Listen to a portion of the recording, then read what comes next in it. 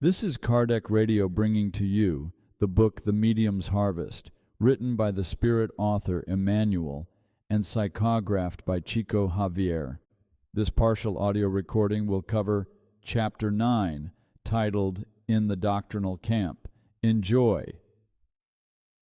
Chapter 9, In the Doctrinal Camp. Open meeting on January 2nd, 1960. Question number 25.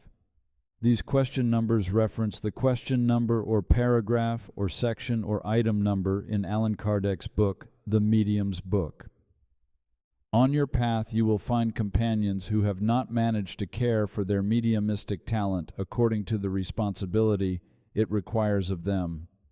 Like those who do not know how to live righteously, they become mentally unbalanced when called to the ease of wealth or to the scepter of power, creating for themselves a labyrinth in which they lose their minds.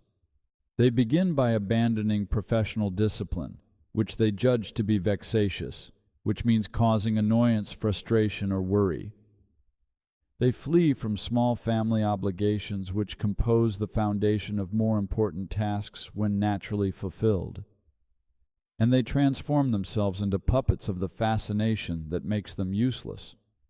Then they regard themselves as special messengers.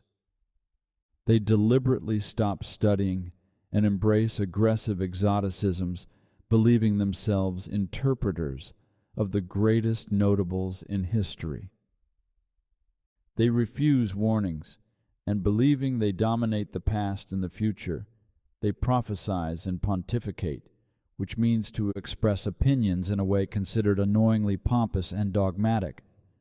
However, they fail to notice that while having exaggerated notions of themselves, they become fringe elements, crystallized in long, obsessive processes in which they attract unvigilant friends, fascinating them only to finally throw them into disillusionment.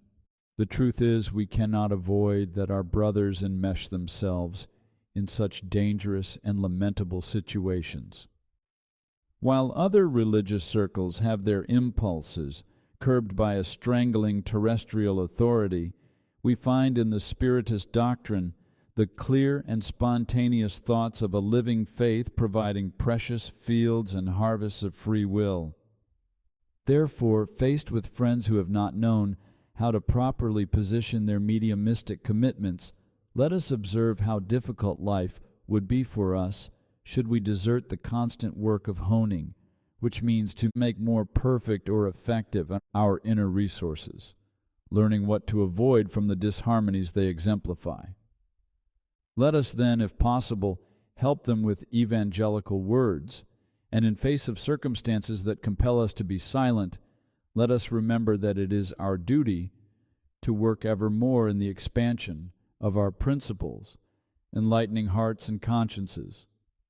And let us move forward in the effort to improve everything every day with the certainty that according to Christ, each creature today and always, wherever it is, will receive invariably according to its deeds.